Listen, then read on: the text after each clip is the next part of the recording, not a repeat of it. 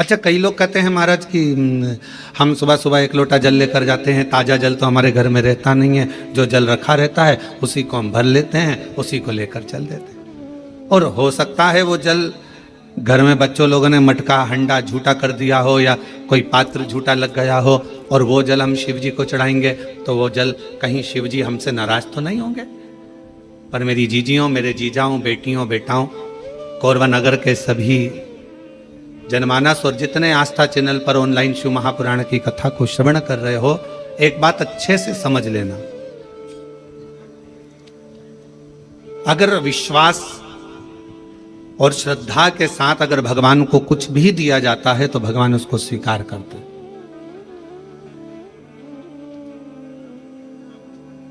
भरोसे के साथ अगर परमात्मा को कुछ दिया जाता है तो भगवान उसे स्वीकार करते। पर शबरी के घर भी आते हैं। अगर मेरे भगवान तुम्हारा मन निर्मल है, श्रद्धा पूर्ण है, विश्वास पूर्ण है, तो मेरे राम जैसे शबरी के यहाँ आकर झूठे बेर को पा लेते हैं। शिव महापुराण की कथा कहती है तुम्हारा जल कैसा भी है, अगर तुम विश्वास के साथ और श्रद्धा के साथ दे रहे हो तो मेरा शंकर उसे स्वीकार करता ही है। मेरा शिव उसे स्वीकार करेगा। मेरा भगवान ऐसा नहीं कि उसको स्वीकार नहीं करेगा। मेरा देवाधिदेव महादेव तो उसको स्वीकार कर रहा है। जैसे श्रावण महीने में चढ़ाए गए कनेर के फूल, दुर्वा,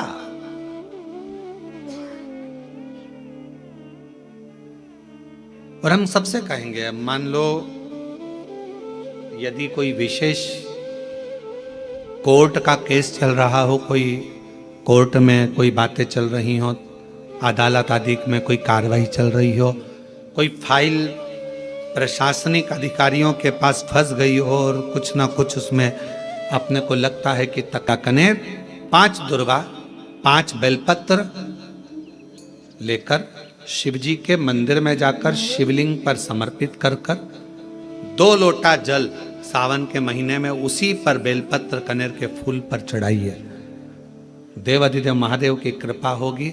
ज्यादा से ज्यादा 6 महीना 7 महीना, इससे ज्यादा निर्णय आप ही के पक्ष में आएगा। और उसमें अटक गया, उसके लिए भी कनेर का पुष्प श्रावण महीने के जितने सोमवार आते हैं, रविवारी, सोमवारी और भोमवारी,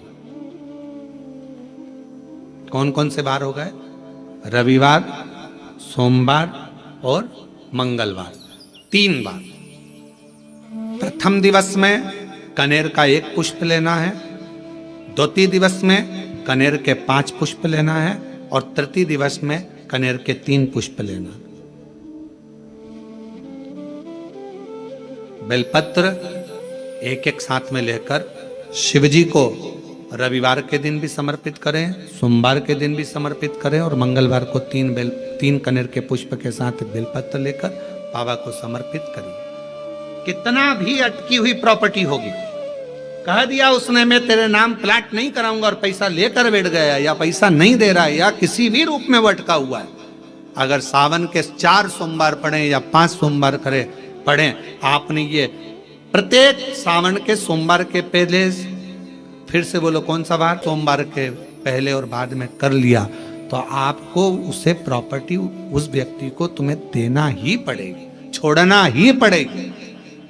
उसको खुद अपने आप में बेचैनी होने लगेगी। चौथी बार वो खुद बुलाएगा, बेचैनी बढ़ेगी। मेरा बाबा उसको खुद खल बुला देगा। शिव शिव है, उसको कहते सत्यम शिवम सुन शंकर शंकर। नंदी के पिता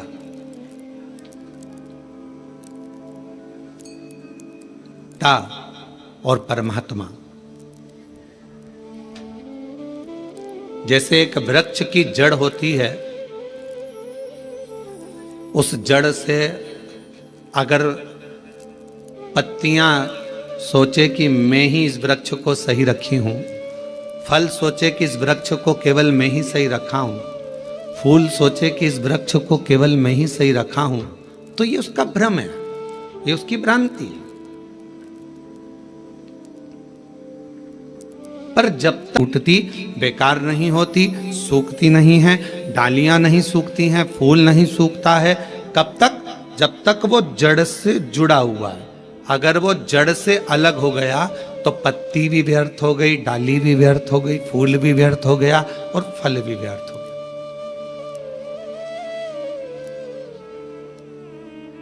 शिव महापुराण की कथा यही कर रही, भगवान शंकर का चरित्र यही कर रहा है। माता, पिता और परमात्मा, मेरा देवाधिदेव महादेव, ये तीन ऐसे हैं जो हमारे परिवार की जड़ है। बेटा यह ना सोचे कि मम्मी पापा की मुझे जरूरत नहीं है, बहुएं ये ना सोचे कि हमें सास ससुर की जरूरत नहीं है, कोई ना सोचे। अगर आज हम ये सोचेंगे कि हमें सास ससुर की जरूरत नहीं है तो तुम्हारी बहू आएगी तो वो भी ये सोचेगी कि हमें भी सास ससुर की जरूरत नहीं है।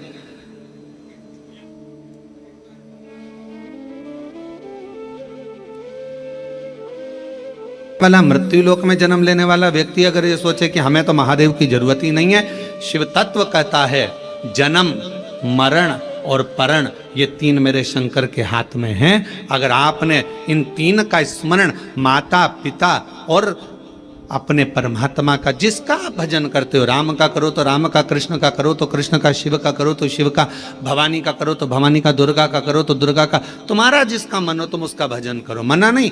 पर ये नहीं कहेंगे हम कि तुम राम ना भजिए या कृष्ण ना भजिए या शिव ना भजिए या देवी ना भजिए या देवता ना भजिए, तुम्हारा जो मन भजे वो भजो।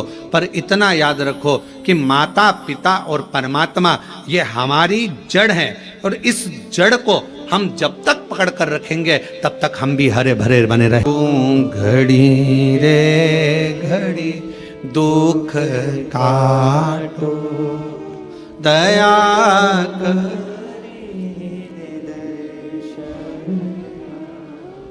साथ ने पड़ी मांगू, घड़ी रे घड़ी दूसर पड़ी मांगू। तीन जड़ के स्वरूप है हमारे लिए, ये मूल जड़ है जिसके हम लता हैं, जिसके हम टहनियां हैं, जिसके हम फल हैं, जिसकी हम पत्तियां हैं। इससे हमको अलग नहीं होना है। कई लोग कहेंगे आपसे, क्यों शंकर जी के मंदिर जाके क्या करोगे, एक लोटा जल चढ़ा कर क्या करोगे, क्या करोगे कथा में जाकर, क्या करोगे ये भजन कर कर, क्या करोगे ऐसा कर कर। दुनिया के लोग बोलने वाले बोलते लेंगे, आग लगे बस्ती में अपन रहो मस्ती में, क्या किसको रोई है ताना मार, चादर तान के सोई। अपने को क्या करना उसमें, क्या कोई बोले, अपने को अपनी मस्ती में जीवन जीना।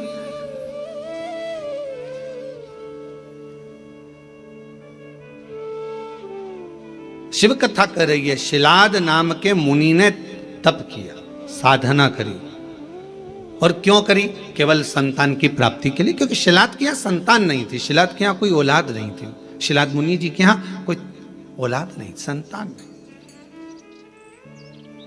जब संतान का सुख नहीं होता तो व्यक्ति ना जाने कहां कहां जाता। और ऐसा नहीं केवल संतान के लिए जाता, अगर उसके घर में थोड़ी सी तकलीफ आ गई तो भी वो 10 जगह जाएगा, अगर थोड़ा सा कष्ट आ गया तो भी वो 10 जगह जाएगा, अगर उसको कोई परेशानी आ गई तो भी वो जाएगा। वो जाता रहता है, सब दूर भटकता रहता है, यहाँ वहाँ जहाँ तहाँ सब दूर जाएगा। पर शिव महापुराण की कथा कहती है, जब दुनिया में सारे रास्ते बंद हो जाएं, सारी दुनिया में तुम धक्के खाकर आ जाओ, सब जगह से होकर आ जाओ, और आखिरी तक भी अगर तुम्हारा कार्य ना हो, तब एक बार मेरे शंकर के मंदिर में एक लोटा जल चढ़ाना प्रारंभ कर दो, आपके रास्ते खुलना प्रारंभ। एक लोटा जल हमारा जो हम शिव को चढ़ाते हैं वो हमारा कल बदल देता है, हमारा मार्ग सुलभ कर देता है। शिलाद मुनि के यहां संतान का सुख बहुत दुखी है, और फिर निवेदन करें, भगवान से प्रार्थना करा करो, भगवान औलाद देना मना नहीं, पर संस्कारवान देना। दूसरी, भगवान औलाद देना, संस्कारवान देना और स्वस्थ देना। एक माँ की दशा क्या होती है, बच्चे को जन्म देने के बाद उस माँ से पूछा जाए, जिस माता की औलाद में अगर थोड़ा सा भी कोई तकलीफ आती है तो माँ का कलेजा हिल जाता है। जितना माँ रोती है शायद दुनिया में कोई ना रोता हो। माँ माँ और दूसरा उसमें संस्कार।